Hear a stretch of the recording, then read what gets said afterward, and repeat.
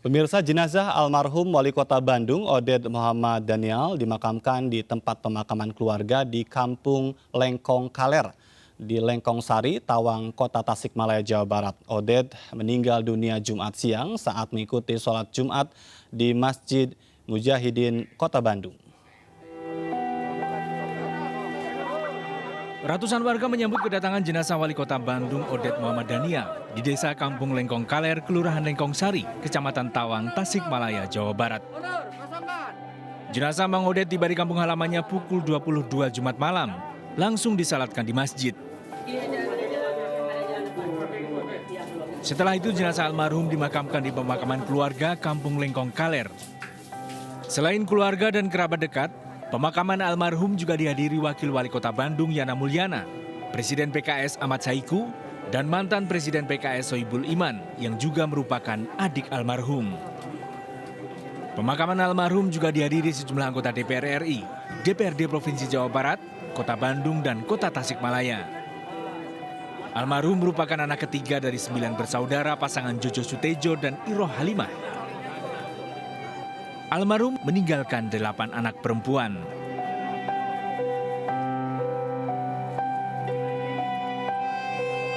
Wali Kota Bandung Oded Muhammad Daniel meninggal dunia saat mengikuti salat Jumat di Masjid Mujahidin.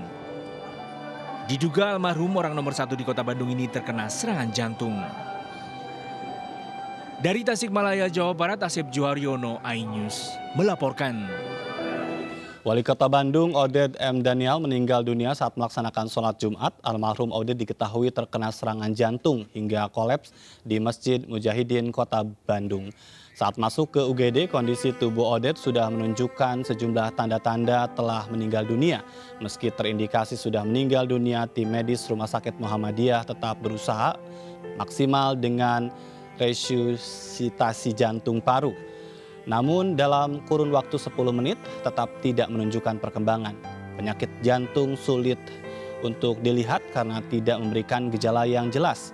Tidak heran jika penyakit ini kemudian dijuluki sebagai silent killer atau penyakit yang diam-diam membunuh alias mengakibatkan kematian pada manusia.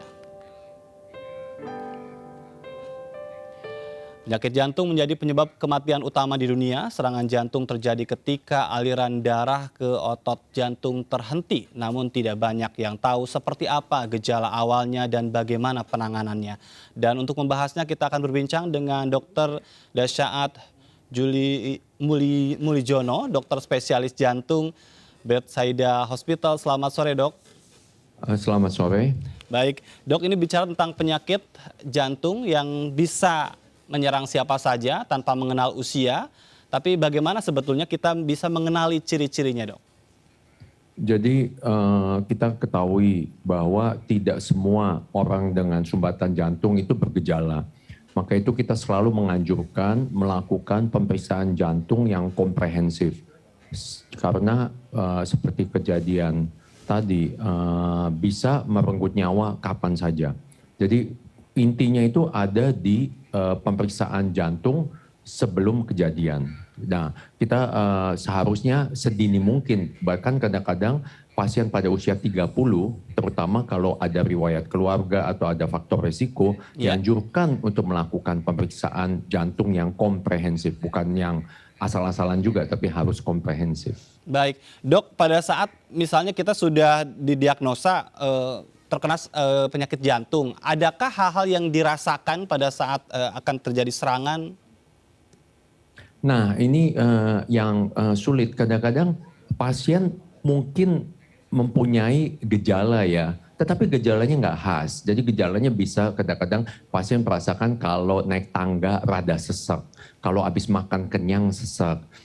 Kadang-kadang juga ada yang kalau mandi baik air panas maupun air dingin dia merasa ngap, kadang-kadang merasa kayak emahnya nggak enak. Jadi mereka nggak mikir bahwa itu adalah gejala awal jantung. Dikiranya itu cuma penyakit emah biasa.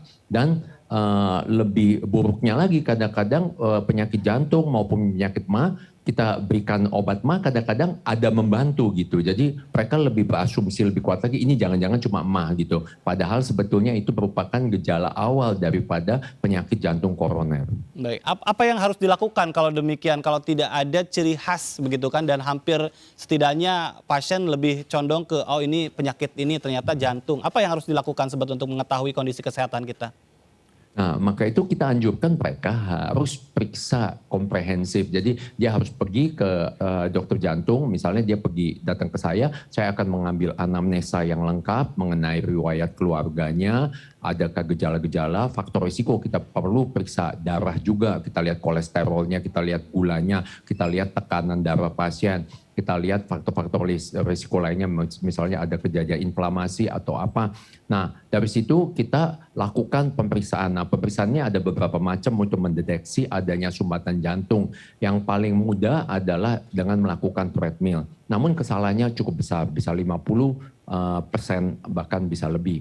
Nah, kemudian ada alat kedua yang disebut CT scan jantung. Nah, itu bisa mendeteksi juga adanya sumbatan jantung dengan tingkat kesalahan kurang lebih 10-20%. Nah, kalau kita curiga dari hasil CT scan, maka kita lakukan pemeriksaan gold standard yang disebut kateterisasi jantung dengan tingkat kesalahan 0%. Baik. Nah, jadi tahapan-tahapan ini yang harus dilalui.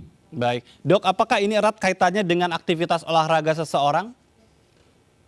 Enggak, justru kalau orang tidak ada sumbatan jantung atau dia punya sumbatan jantung tetapi tidak berbahaya, tidak perlu dilakukan intervensi, malahan kita menyuruh pasien tersebut untuk melakukan olahraga rutin. Karena ada datanya menunjukkan kalau olahraga rutin membantu untuk terbentuknya kolateral dan juga membantu untuk menurunkan kemungkinan terjadinya inflamasi dan hal-hal lain, misalnya kolesterol bisa turun sedikit dengan melakukan olahraga. Baik, tapi kalau sebaliknya jarang olahraga, kemudian pola makan yang seperti apa, apakah itu erat kaitannya dengan penyakit jantung? Oh, sangat erat. Jadi pola orang yang jarang olahraga, yang berat badannya melebihi yang kita anjurkan, makannya sembarangan, makannya goreng-gorengan, fast food begitu, nah itu justru yang lebih mudah kemungkinan terkena sumbatan jantung. Baik, ini berkaitan dengan kasus yang kemarin ya yang menimpa Pak Oded, ini kan terjadi secara tiba-tiba. Adakah yang bisa dilakukan pertolongan pertama ketika mendapati orang yang mengalami serangan jantung, Dok? Ini pertanyaan bagus sekali. Jadi kalau sudah terkena serangan jantung, kadang di rumah sakit pun tidak tertolong. Ya, jadi jangan tunggu sampai terkena. Karena walaupun kita ada alat-alat, kalau sudah terkena akibatnya fatal. Walau di rumah sakit yang kita ada alat yang disebut DC shock ya. Nah itu kadang-kadang sering digunakan pada waktu kita meresusitasi pasien-pasien dengan serangan jantung. Jadi intinya harus melakukan pemeriksaan sebelum terkena serangan. Karena kalau terkena serangan, angka kematian itu tinggi sekali. Jangan ditunggu sampai terkena serangan baru mau melakukan manuver. Kalau kena serangan ya udah tinggal doa, siapa tahu masih bisa ada jalan, bisa dibawa ke rumah sakit, masih selamat. Tapi kemungkinan itu kecil. Adakah interval minimal pada saat seseorang mengalami serangan jantung, kemudian tadi ya, walaupun tidak ada tindakan, tapi apa yang sebaiknya bisa dilakukan terhadap pasien itu? Tergantung serangannya di posisi mana daripada pembuluh darahnya yang tersumbat. Kadang-kadang ada posisi yang pembuluh darahnya itu yang kita disebut LAD ya atau widowmaker. Widow itu artinya menjadi janda atau menjadi duda. Artinya kalau kena serangan di daerah itu bisa langsung meninggal tanpa ada kesempatan lagi. Kadang-kadang terkenanya di pembuluh darah yang kecil, cuma rasa dadanya sakit atau sesak, masih sempat dibawa ke rumah sakit. Nah, tindakan utama yang bisa kita lakukan kalau pasien terkena serangan jantung, pertama tenang. Jangan kalang kabut, karena kalang kabut membuat serangannya semakin besar. Nah, kedua, kalau di rumah ada pengencer darah seperti yang disebut aspirin, kita bisa berikan aspirin. Tapi kadang-kadang lebih baik untuk keluarga tidak melakukan manuver apapun juga, karena kadang-kadang nanti dikasih minum atau apa malah keselak. Jadi pasiennya bisa berakhir meninggalnya bukan karena serangan jantung, tapi lebih ke arah terjadinya infeksi paru-paru gitu. Jadi kembali lagi inti daripada diskusi kita hari ini adalah melakukan pemeriksaan sebelum terjadi serangan. Baik, dan jika pun didiagnosa setidaknya banyak yang bertahan atau sembuh ya dok ya? Ya. Tinggi ya tingkat kesembuhannya pada saat kita memeriksakan diri, ketahuan begitu. Oh iya, jadi belum ada yang kecolongan, malah bahkan dengan jalan melakukan pemeriksaan belum ada yang kecolongan gitu. Jadi pasien-pasien kita yang kita bina bertahun-tahun, kita masukkan dalam program pola hidup yang sehat, kita lakukan pemeriksaan darah rutin, belum ada yang kecolongan gitu. Baik. Jadi itu sangat-sangat relevan. Baik, jadi pemeriksaan dini itu menjadi penting dan mudah-mudahan ini menjadi pembelajaran bagi kita semuanya selain juga menjaga kesehatan ya. Terima kasih Betul. Dr. Desaat Mulijono, dokter spesialis jantung sudah berbincang bersama kami sore hari ini. Salam sehat dok.